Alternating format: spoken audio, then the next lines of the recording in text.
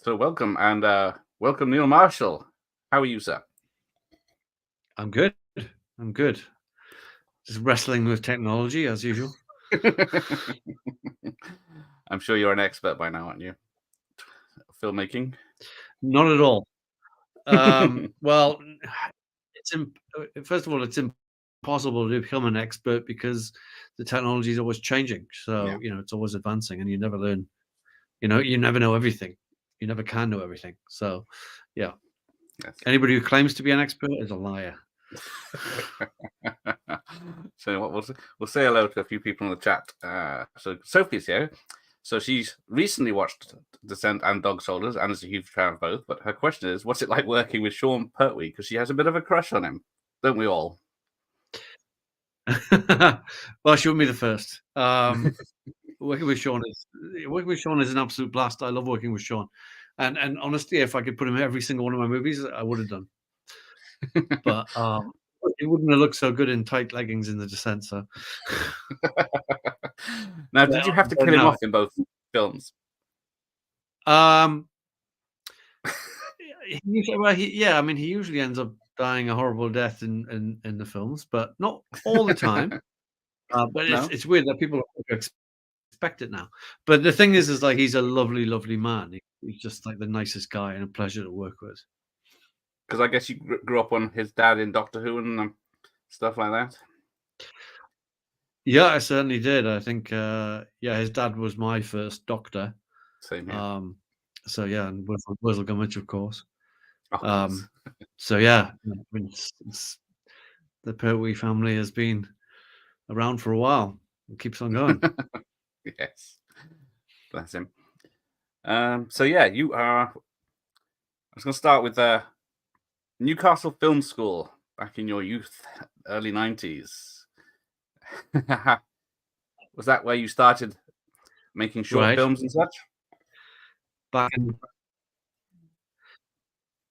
no, I started before that. Ah, It all kicked off for me after I'd seen, Raiders of the Lost Ark for the first time, back when I was 11, and, my friend and I saw that, and we saw the making of Raiders on TV, and I don't know, just instantly I knew then that I needed to make movies for a living. I didn't know how I was gonna do it. I didn't know, necessarily what it involved, but I could just see that that was the job that I needed to do. So, we managed to get hold of my friend's, his mum's Super 8, film camera, and we started making our own films then. So yeah, so that then led to art college, which led to film school. yeah.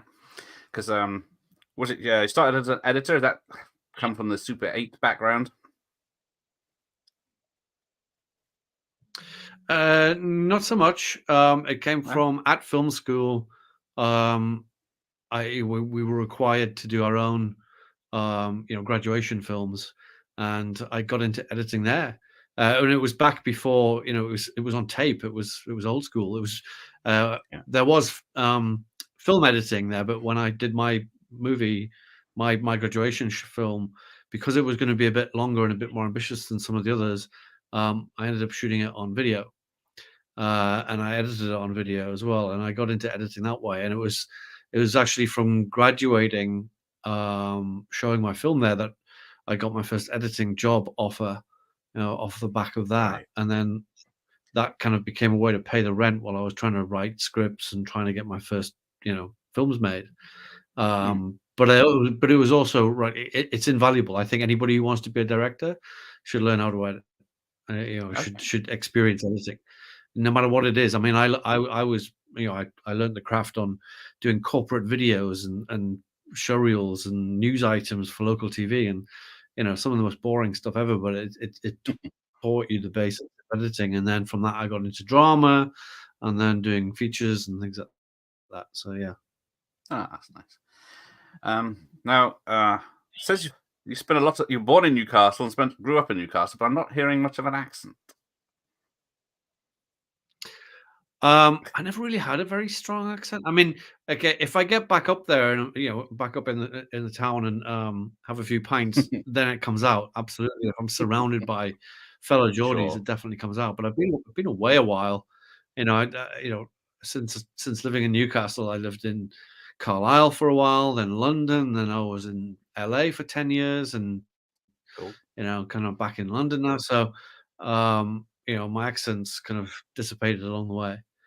It depends. If you Yeah. as I say, if I'm surrounded by Geordies, it'll definitely come out. Well, we might see one later. Because talking of The Descent, did you have anything to do with the sequel?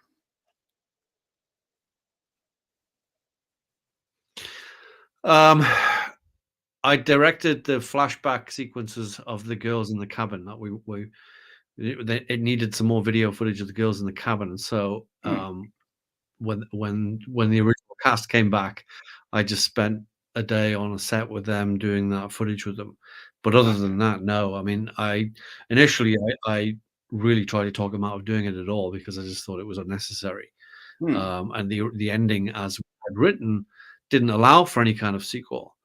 Yeah. Um, and then, of course, when the Americans, cut the last 30 seconds off the film and left it a bit more open-ended, and suddenly I think that was the idea of the sequel got planted then, and then, again, I was just like, this shouldn't be done because you're gonna have to really get into the same mindset that I was for the first film, and that never happened, Hmm. unfortunately. So, you know, um, it was a very different kind of thing, and, it is what it is. Because Matt's V Movies is asking if a third one if there was necessary or an idea you got or something like that.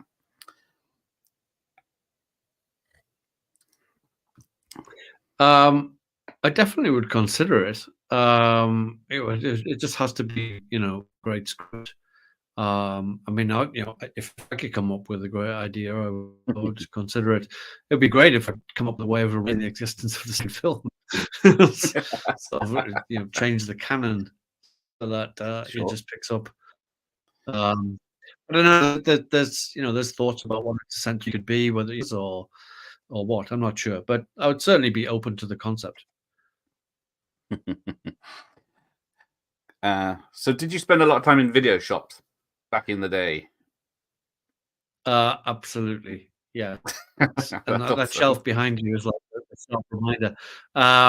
Yeah, I mean, absolutely. I can't try to remember. It was called Revolver Video, was the video store in my local village, and I mean, every weekend I was in there, renting this, that, and the other. And of course, this was like it started out in the pre-Video Nasties days.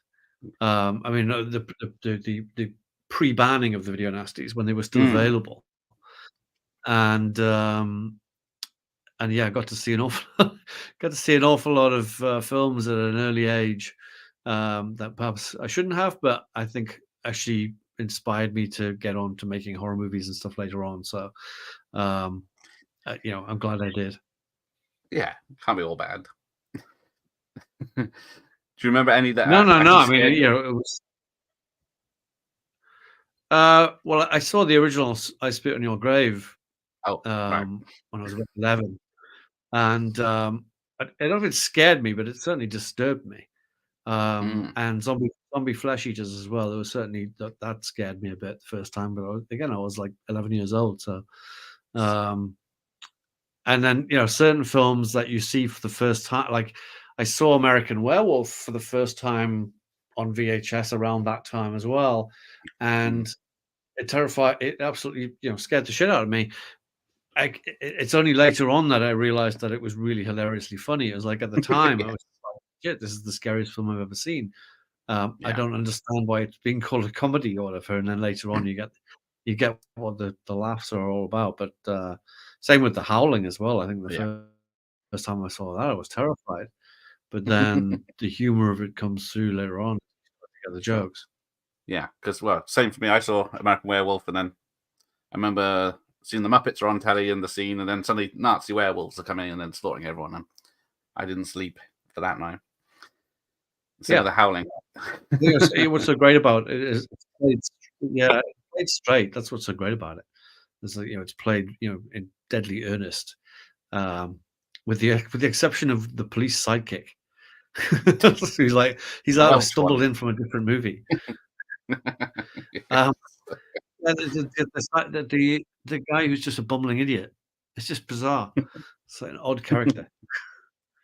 Yeah, because is Descent the only film you've done was all filmed in the UK? Um, no, Centurion was all filmed in the UK. Oh, was it? Because it's got that And beautiful vistas of yeah, Scotland, doesn't it? yeah, that was Centurion was all filmed either in Scotland or in Surrey. Um, but yeah, and Descent was filmed in Scotland and Surrey. So yeah, they're both filmed in similar Okay, places. that's cool. Because I know was Dog Soldiers was Luxembourg posing as Scotland. Dog Soldiers we did something in Scotland, but the rest of it was Luxembourg, and Doomsday was again some shooting in Scotland and South Africa. Yeah, because you wouldn't think South Africa would double as was it parts of Scotland, like the car chase was it done there? A lot of the car chase, yes.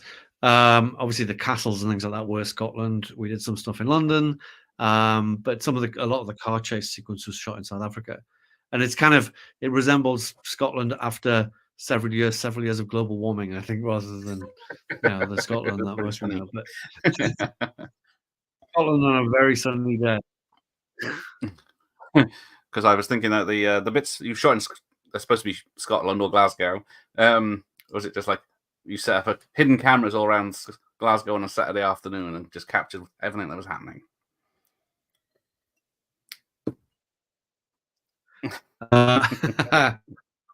Well, no, we did actually do that for one little sequence. Yes, it was nuts when we shot in Glasgow, but we also managed to shot in the centre of Cape Town on the weekend to shoot a bus chase sequence, which is meant to be outside of the station in Glasgow, but it was all shot in Cape Town. Because was it Dread was shot in Cape Town as well, wasn't it? Around that time. Yeah, I think it was mostly shot in Joburg. Joburg. But it was a lot of my geography knowledge. Shot down there,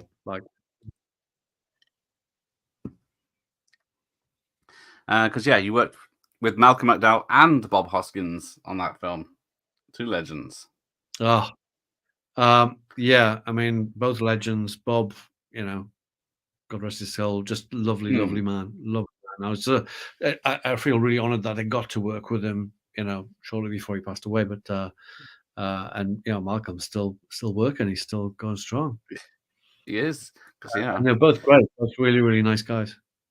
That's nice. Because Jim Jam's got who's the most difficult actor to work with and why, and I'm glad it was neither of those two. Well, I don't want to tell tales out of school. We can't say in case you need to work with them again. Well, we won't work with them again, but yeah, it's a tricky one to go, saying things about people. Sure. Maybe in private, but yeah. Because but I've had one or two. Okay, one or two. That's all right then. Because you caught me watching your first film, or was it the first edited written film, Killing Time? Oh God, did you watch it? Did you? You managed to find it? Well, it's a hard thing to track down. I think there's some VHS copies knocking around. I don't think it ever got a DVD release. DVDs in America or something, but they were very expensive to import. Maybe pirate or something.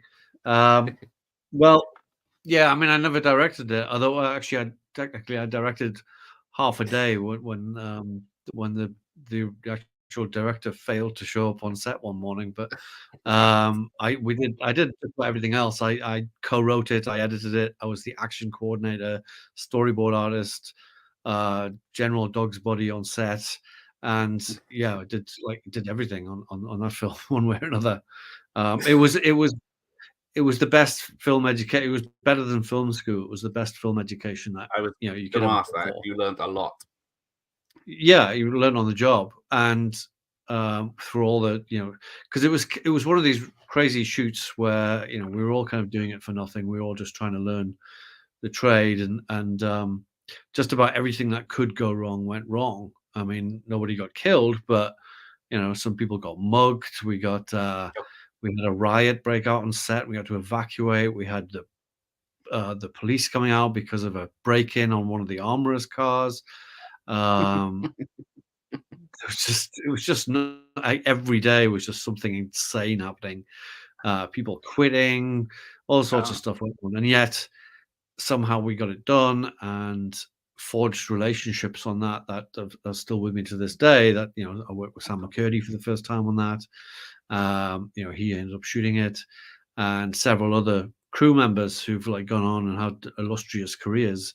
Um, so it was amazing, and it was actually on the set of that myself and the production manager Keith Bell, because we've been in film school together, and we were just sitting on set one day watching all the hell break loose, and concocted the idea of what if we could do this ourselves, but where people get paid, and it doesn't all go crazy.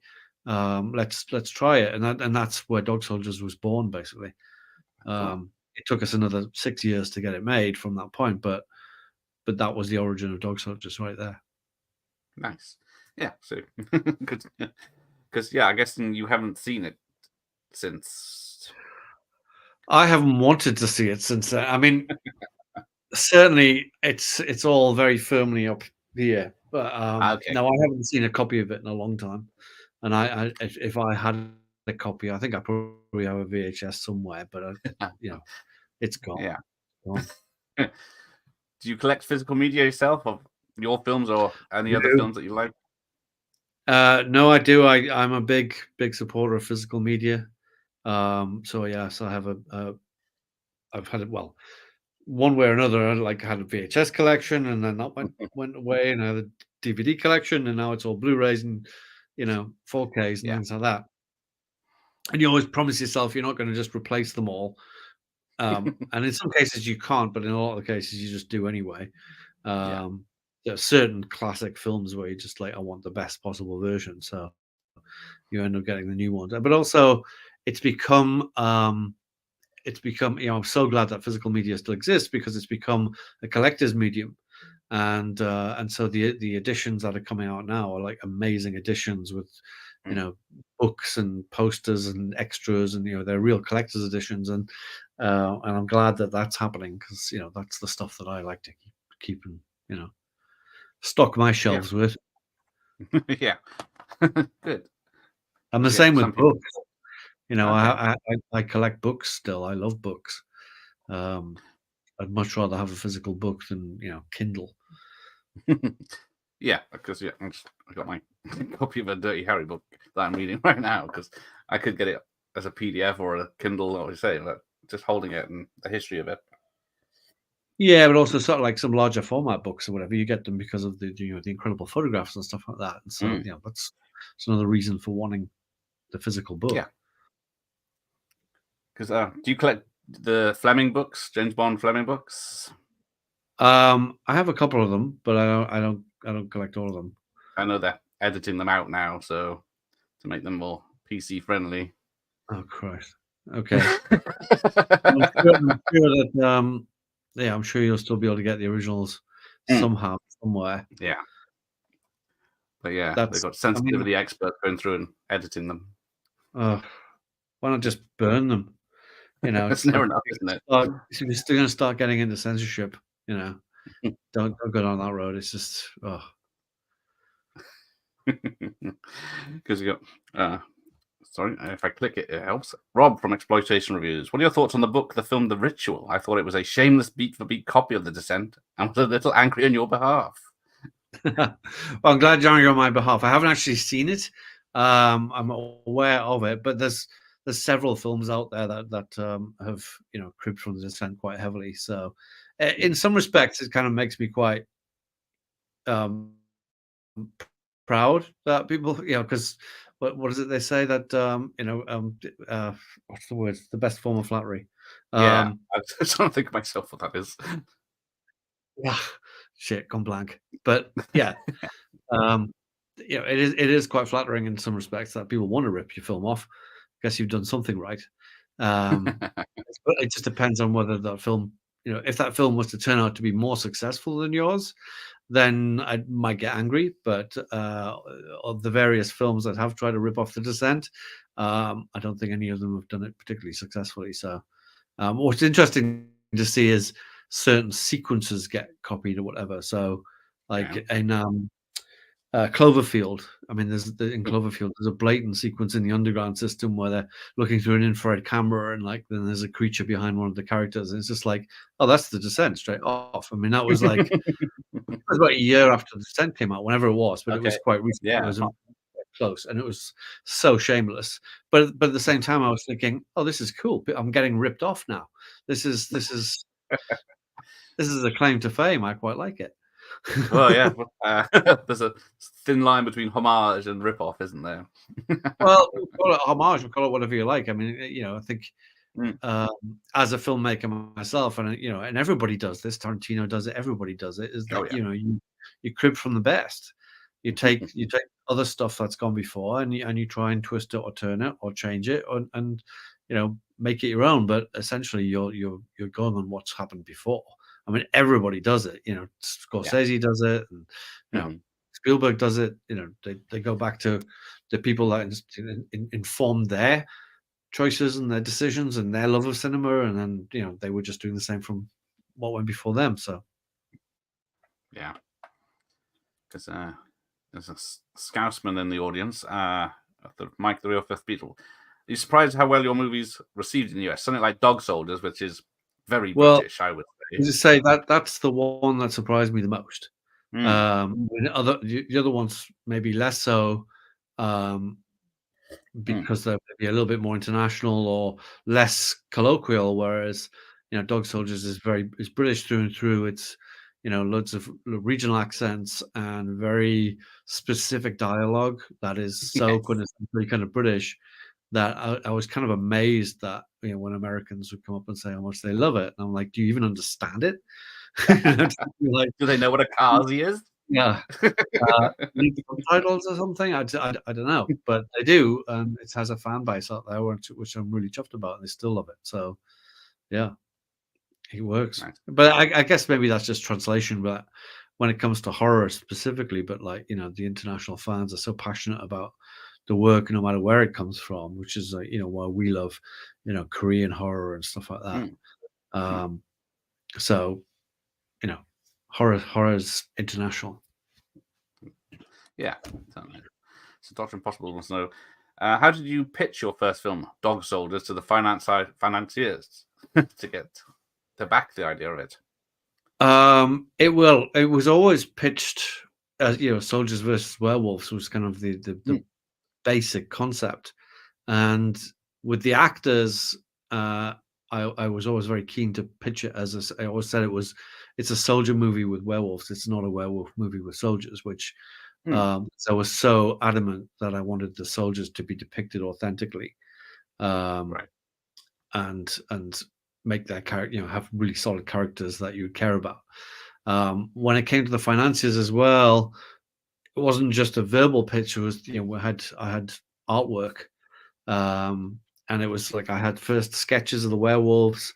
Then I went out and I shot like a fake trailer for the movie, which was really, really rough and ready. I mean, it was literally just like it was my mate running through the woods being chased by something unknown, and a little bit of music and some special effects, and end up with somebody getting blood all over them, and it was really basic, but it kind of worked. And then from that, say the special effects guys also did a werewolf sketch and a maquette of the werewolf, like a figure of it, and it was the financier who saw that. He was at the American Film Market and he saw that werewolf and picked up the script next to it and had a quick read and said, "I want to finance this movie." Yeah, that's nice. Because I was going to ask, has making films like such as that, financing and stuff, changed in the last 20, 25 years?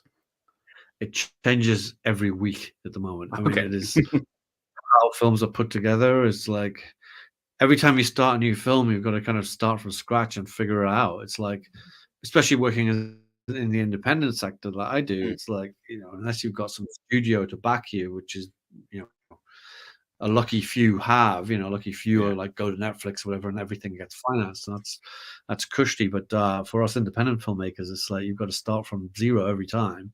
And the market's changing all the time. Like it's so much is still based around the value of actors, but like who's going to be valuable, you can't tell. It's never necessarily anybody obvious, or it's sometimes is they're obvious but you can't afford them. So it's like putting a jigsaw together every time. Okay. And it's hard work. It's really hard work, especially now, Mm. but we got to keep on 'Cause, yeah, fighting the good fight. We keep trying. yeah. Do you think you could make a film like Dog Soldiers these days with a group of just mostly all men and with the lack of diversity Well, and such like that? Those tick boxes. yeah, for all those reasons, probably not. You'd have to change some aspects of it. Mm. But the point being is that if it's meant to depict, the armed forces now, Hmm. the British armed Mm. forces now, then yeah, it would be probably a more diverse group.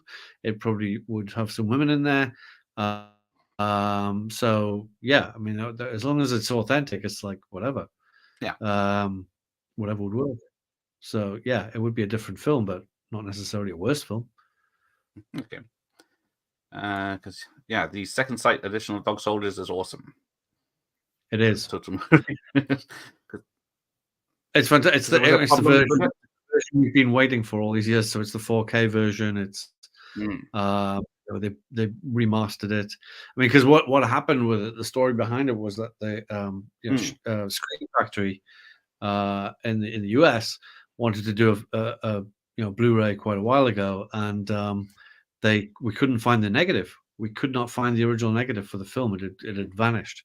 And so without the negative, all they had to go on was a 35mm print of the movie, and that's what they remastered their Blu-ray from, which was okay-ish, but not the standard that you need. And so the producer Christopher Figg spent years trying to figure out where the hell the negative was, and actually it was in the lab where it was meant to be, but it had been labeled wrong. So that's why it got lost. But it was kind of an eye opener for me of just thinking how scary it is for an awful lot of independent films. That and from that period as well, that if the negative goes missing, that's it. It's gone. And there's no studio films or whatever. They have their own archives. They keep their stuff, but independent films don't. So there was a risk that some films will just be lost forever. Yeah. Anyway, so the producer found the negative, and Second Sight came on board and remastered the whole thing, put it into 4K, and we regraded it. We worked on the sound and everything. So it's a spectacular job, and it looks beautiful. Yeah, it's very nice. Because yeah, I was just thinking about was it Event Horizon, where the original footage was kept in salt mine or something in Europe, and then that's dissolved or whatever it happened to it. Yeah, I mean, it wouldn't be the first time. It's like missing footage from the Wicker Man or whatever it is in some concrete. There's rumors about this kind of stuff going missing. But yeah, is there a 4K version of The Descent coming on, and would you supervise that? I've heard whispers that maybe I certainly want there to be a 4K version. It made for a beautiful Blu-ray when it came out on Blu-ray. I think it definitely deserves and warrants a 4K version, and I would like to see it. And if it happens, I definitely want to be, involved in that conversion and making sure that there's a really strong collector's edition out there for the fans. Because especially, it would be great if it came out, next year, because it's the 20th anniversary next year. So if something came out next year, that would be perfect. Yeah. Because how much work is it to do something like that? Because you can't just say copy and paste onto this and burn it to a disc. It's obviously frame by frame. It's quite a bit of work. Yeah, I mean, it's definitely, to do it well, it's quite a bit of work for sure. Oh yeah. And then there's also, if you're wanting to do a collector's edition, trying to get in touch with cast and crew and seeing if they want to participate in some way, or getting old archive material that's going to be good for a book or whatever else you want to put in with it. Trying to gather all that kind of stuff can take a little while as well.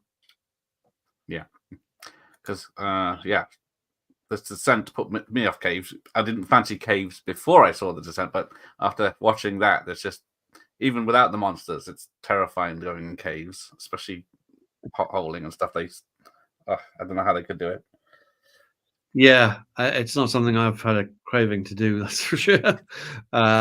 Which is why I wanted to make a film about it, because I thought it scares the shit out of me. So it's probably going to work on some other people as well. Yeah. But my inspiration for Dog Soldiers was, well, it was a combination of two things really. One was that I wanted to make a military movie because I've grown up on war movies. My family were in the army. My dad was in the army. My granddad fought in the First World War. It's like I've had that in my family blood for some time.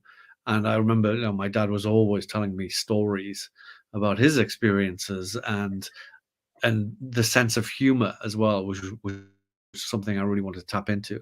So I watched a lot of war movies. I read a lot of books about it. And I wanted to make that as my first film, but then I wanted to combine it with horror somehow.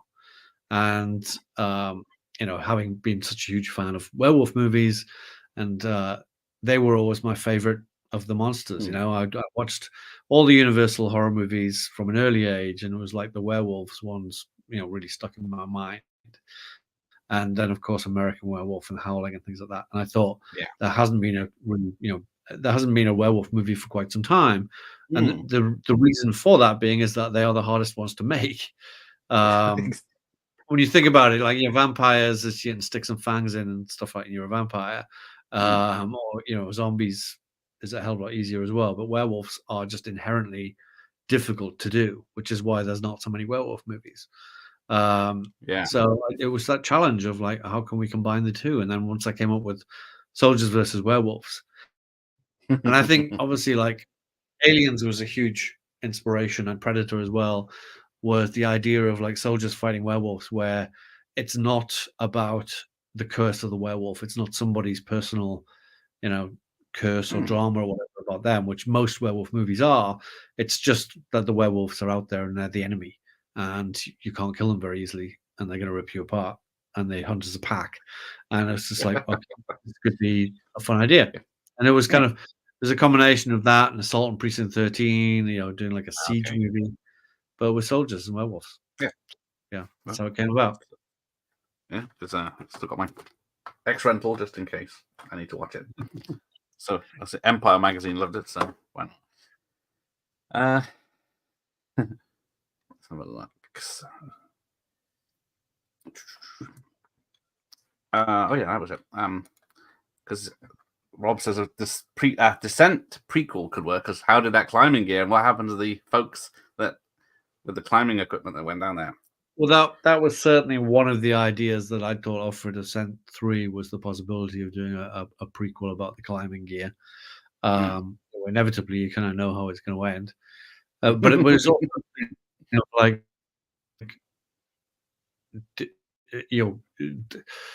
does it just have to be about those caves? Could it be about a different set of caves? Are the creatures, the crawlers that live in the caves, might there be other crawlers elsewhere, or do those cave systems come up somewhere else that we could explore?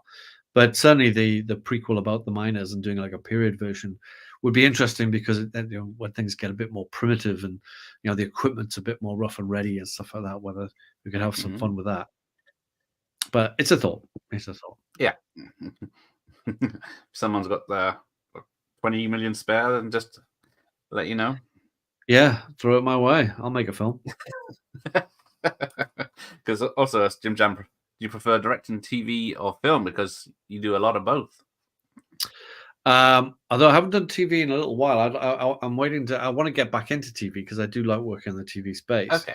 But it's a totally different discipline. It's Also, when I'm doing one of my films, that's my baby. It's like I've written it, I'm directing it, I'm devoting a year, 2 years of my life to it.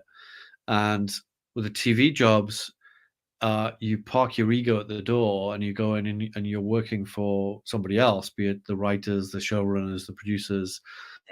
It's their baby, and you've got to respect that. At the same time, you've got to go in and do the best job you possibly can as a director and bring everything to the table. But you don't necessarily lose any sleep over it so much. You get to go home at the end of the day and you sleep like a baby, and then you go back to work the next day.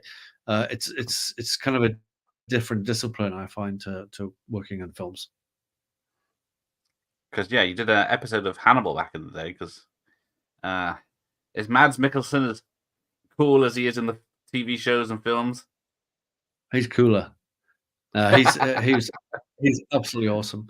And the other thing about working in TV, which was great, was that I could do maybe like 3 or 4 TV jobs per year, and jump around genres. So I'd be doing a bit of Westworld, so I could do a Western, and then I could go and do Lost in Space, or I could do Constantine, or I could do Hannibal, and like jump around all these different kind of genres all the time, which is great fun. Yeah, because something like Hannibal, where the look and everything, the feel of the film, and then you got a different director each week. So how do you keep the same as the whole series is Well, supposed to work? Hannibal's a pretty good example that they had a strict set of kind of visual rules about the thing, and they had the one DP for the whole season as well. And so he was keen to give the whole thing a look. And the rules were things like if you wanted to do a tracking shot, it had to move at a certain speed. Everything had to move at Hannibal speed, which was slow. It was all very slow. I tried to do a fast track, and they were like, "Nope, you can't do that." But at the same time, the showrunner Brian Fuller, he took me to one side quite early on in the process and said, basically what we're doing here is an art house movie disguised as a TV show, and so if you've got any crazy ideas for the episode, like and the crazier the better, like just throw them at me, and we'll see if we can, if I think they work or don't work. So throw your eyes my way, and so I came up with this. As an example, was we were standing in one of the sets where a murder had taken place, and they had all those, the red string that blood spatter patterns with, the red string everywhere. And I thought, well, what would be an idea, because this is the Red Dragon episode. I was like, well, what if like we have Will standing at the end of the bed, and we have all these strings coming out from behind him, like the dragon's wings, but it's made of the red strings. And like, what if you can't see them, and then we hit them with a light, and suddenly you can see them? So I threw that one into the mix, and I'm like, yeah, we love it. So we did it.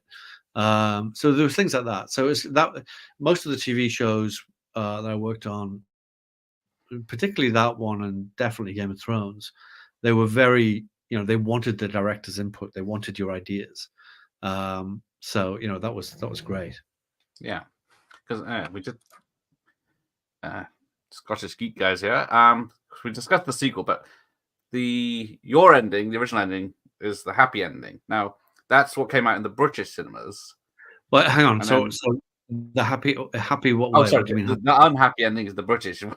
Yes. Well, no, because this is my argument about the whole thing. Okay. The only way that it's, well, first of all, just to clarify, the alternate ending is merely the abbreviated ending. It's the shorter ending. The ending that is 30 seconds shorter than the British version, but otherwise there's no different whatsoever. It's just in the American version, when she hallucinates getting out of the cave, she isn't hallucinating. She gets out of the cave. So she sees the light, she climbs up, she gets into the car, and then it cuts to black, and it's like, okay, that's she actually got out of cave. That's the ending. Yeah. And in our version, from the UK version, from that moment she wakes up, she's back in the cave. The whole escape thing was just a delusion, and she's stuck in the cave and she's going to die, and that's our ending. But she's going to die, but in her mind, she's reunited with her daughter, and so in that sense, that's to my mind, that's the happier ending. Sure, she's insane and she's going to die, but she's with her daughter, which is her happy place. Whereas in the version where she escapes, what's going to happen to her? She's still lost her mind. She's lost all of her friends. Her family are dead. She's probably going to get accused of murdering all her friends. I mean, she's going to have a hard time proving all this stuff. It's not going to go well for her. She's probably going to end up either in prison or in an asylum for the rest of her life. And she probably want to stay there because she completely lost the plot. So I didn't see that as being a happy ending. It's kind of like at the end of Texas Chainsaw Massacre when she gets away, but the state, her mental state at the end of that film, she's screaming her head off, she's covered in blood, she's clearly lost her mind. It's like, is that a happy ending? I don't know. Yeah, that was my thoughts about it. Was like, well, is it a happier ending? I don't think so. But hey, yeah. Well, you call it the American ending. Was it globally the unabridged version, or was it just America that had the shorter version? It was just America, and it was because the US.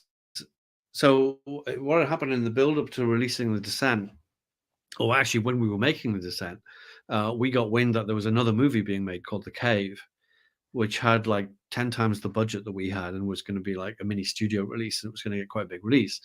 And we knew that it was coming out in August. Now, we were filming in January, and we were like, shit, what we're going to do here? So we decided we were going to get our film in cinemas before that.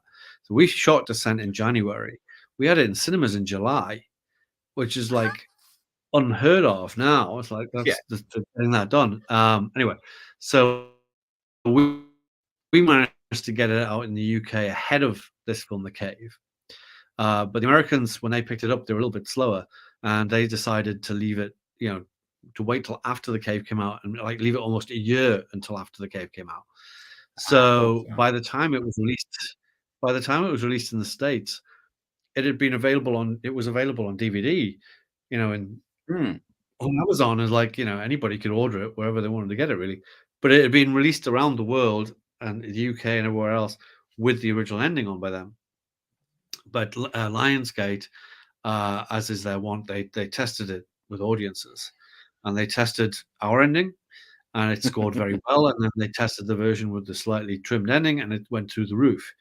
And they asked us if, they said, like, it's up to you. We can release the uncut version on like 1,000 screens, or we'll release the cut version on 3,000 screens. What do you want? And we said, well, at this point, it was kind of like, well, the other version's out there. If people really want to see it, they can see it. Everywhere else is seeing it. It's like, what the hell? Let's go for the let's.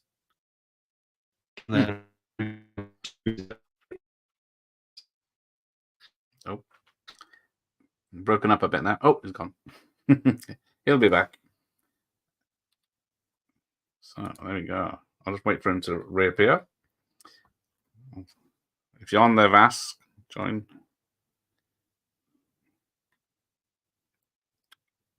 He's in a house in Cornwall, so it's not the best connection. We'll see if he comes back in a second. So yeah, what time we got? Maybe he'll be back. Oh, there you go. It's just me now. Hopefully, he said if there's any problems, he'd pop on.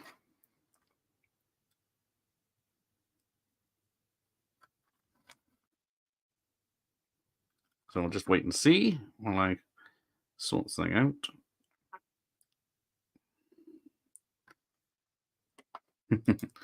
Signal went on the descent. Yeah, he's in a cave in Cornwall.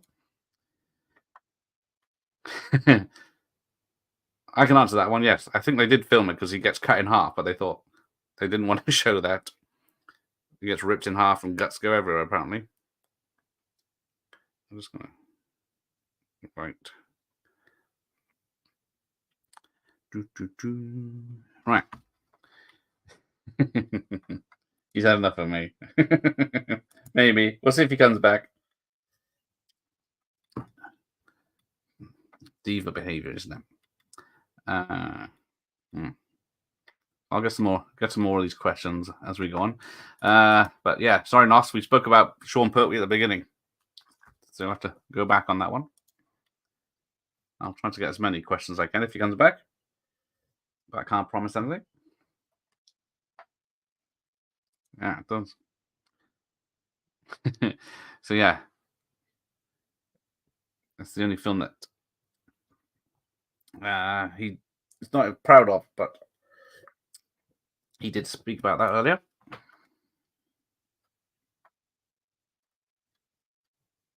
But we'll see if you. Oh, there we go. It's coming back on. I'll just let it connect.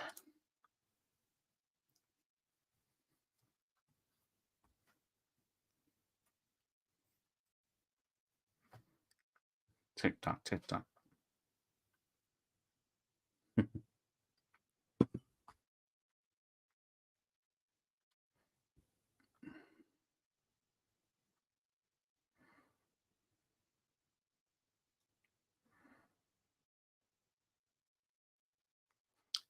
Oh, just waiting for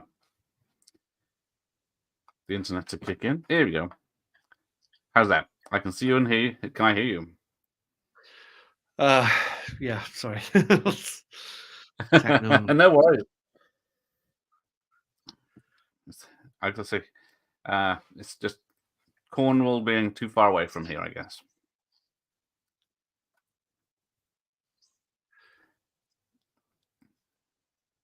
Yeah, the decision to release that version of the cut and get more screens. And as, I don't even know if you can find that version anymore now. I think they immediately released it on Blu-ray or whatever as the unrated version, which is the UK cut. So DVD here, but said extending scenes is about what it mentioned. Well, that version will be the UK version. Yeah, with that cover. Because it doesn't have the fancy cover with the skull, but that's still what's happening. UK version. Yeah. Right. If you don't mind, we've got a guest that would like to ask you in person. If the internet holds up. So this is Vass from Horror Lives Matters, who is on mute apparently.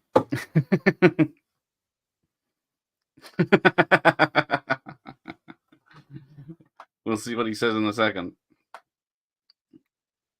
Oh dear. Technology. He's gone. There we go. He'll be back.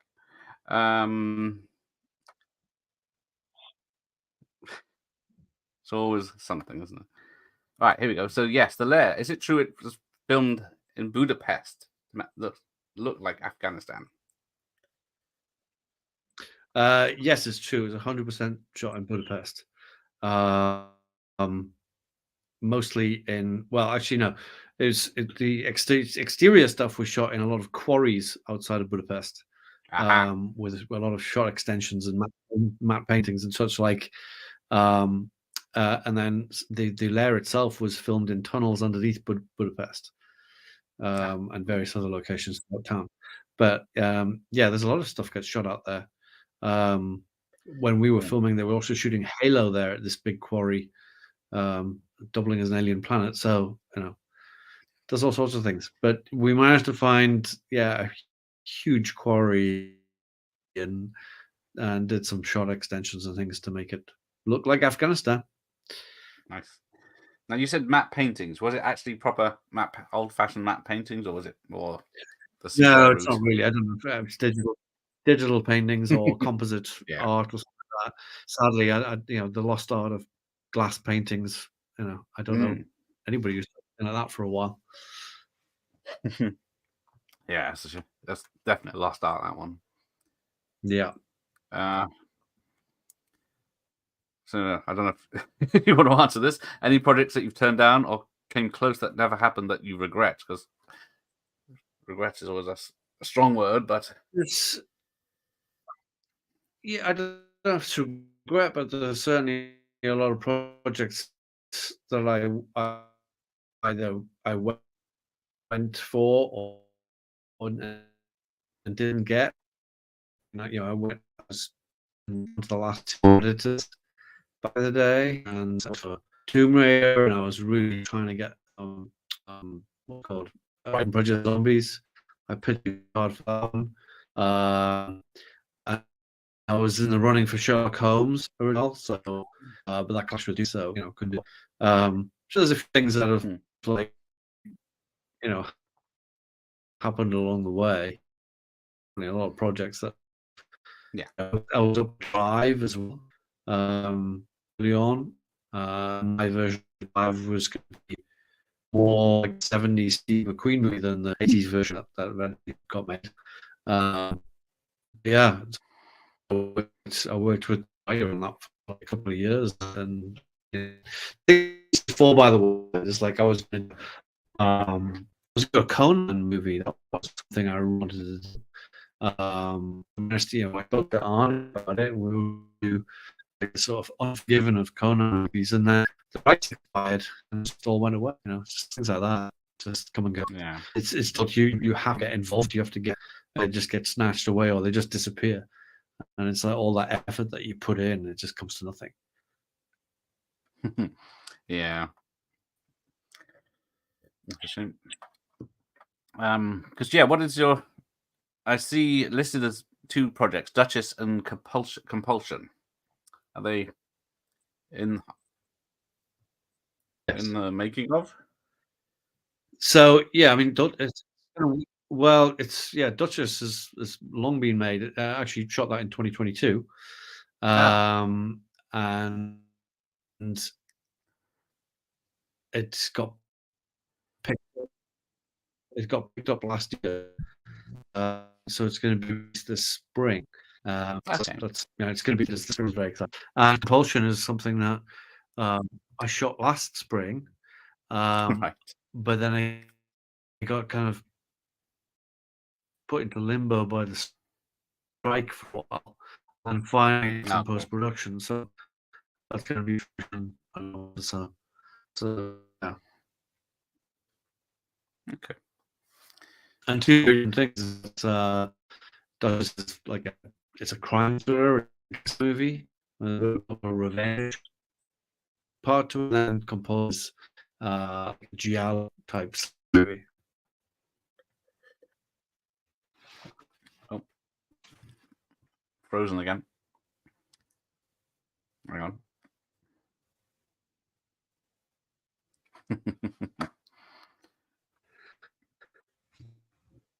Let's see if it connects. Hang on. There we go. Frozen, were you? Okay. Breaking up.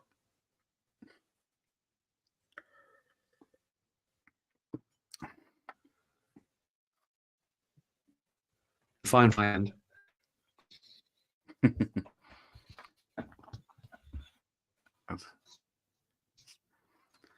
It's got the occasional audio, but no video.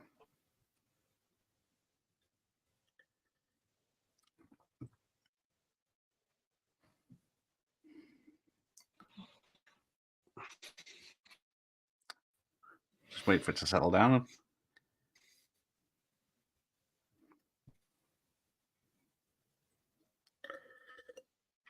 It might be the fog. I can hear you. There you go. You came back.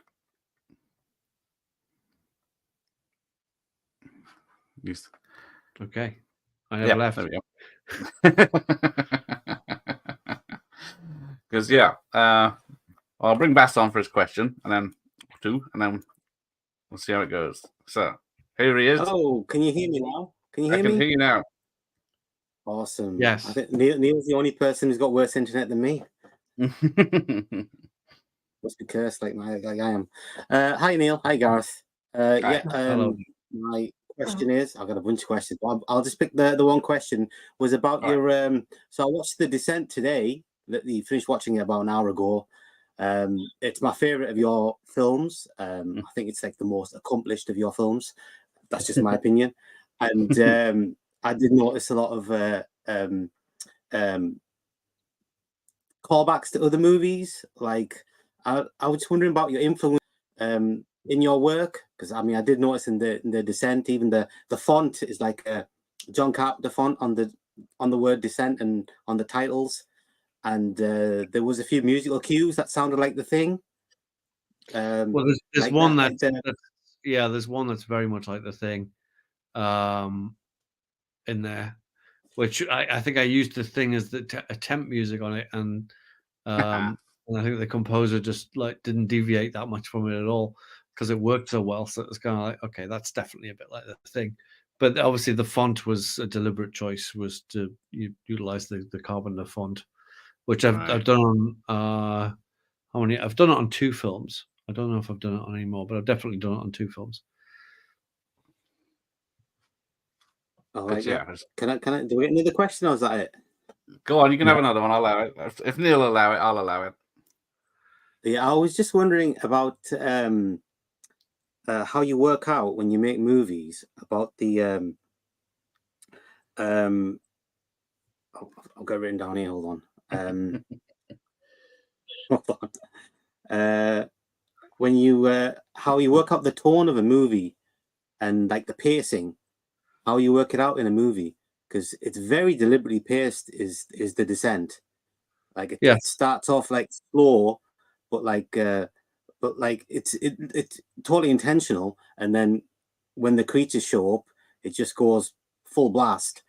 And again, with like Dog Soldiers has got a lot of humor in it, and this one gets more and more serious and chaotic, and so I was just wondering how you plan that out beforehand. Well, partly the Descent was made partly as a response to Dog Soldiers, and I wanted to, when I made Dog Soldiers, I knew it was going to be funny.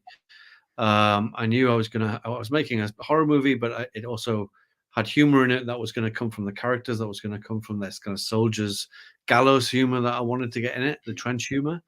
And so I knew it was going to have like its tongue in cheek to a large degree. And that's because at the time I was hugely inspired by films like Evil Dead 2 and things like that, which, had a lot of humor to them. So that was a deliberate thing. And I've got a crawler coming in here. So then I think it was somebody challenged me, or some critic or whatever challenged me said, well, you can do. It's all very well the Dog Soldiers being scary but funny, but like, when's a British filmmaker going to make a really scary horror film again? And I kind of thought that was like, the gauntlet was thrown down then, was like, okay, so this is the challenge. I'm gonna try and make the scariest possible film I can. And so then I was like inspired by the films that really worked on me, and things like The Thing and Alien, which are they're played very straight, but they're slow burn films, and it's about it's a slow burn, it's a long build up to then suddenly just going mental in like the last act. And I was watching an awful lot of films at that time as well, and thinking that what they did was they tried to sort of ramp it all the way up to 10 right from the start, and you can't sustain that. Like, the audience gets numb to it after a while. It's like, if you just try and go full throttle all the way through. So I thought, well, I don't want to do that. I want to do old school filmmaking of like build up the tension, build and build and build and build until the audience can't take it anymore, and then you unleash all the hell in the last act, and it's much more satisfying for the audience then. So the audience can sustain that for like at the last act. You can go all the way to 11, and keep it there. right to the end, and I think it became that breathless, mental kind of like last act of the film worked perfectly, but it needed a slow build to get there. So, Yeah. you know, this is it's so much as just observing what other filmmakers do, observing how other films work, and you know, trying it and seeing how that works. You know, it's also like working with a great editor. You know, I had on The Descent, I worked with John Harris. It was an amazing editor who's, you know, since been editing everything that Danny Boyle makes. You know, Oscar nominated for 127 Hours and things like that. I mean, it's just a, you know, a natural editor. So, you know, that's a big part of it. That's a very big part of it. And I think as an editor myself, I kind of self-pace. Even like when I'm writing the scripts, I'm kind of Mhm. I'm editing it in my mind as to how it's all meant to piece together. So I have some sense of the pace. Yeah, well, it still holds up, absolutely holds up, and the scares, they work. I hadn't seen it for a while, and I jumped a bunch of times watching the movie. Just Good. I couldn't help myself. It just really happened. It just And I yeah, think as well. I mean, I think it holds up because it's not dated in any way. It's like, you know, we didn't put any like, you know, absolutely. contemporary songs or anything like that in it, so there's nothing to date about it.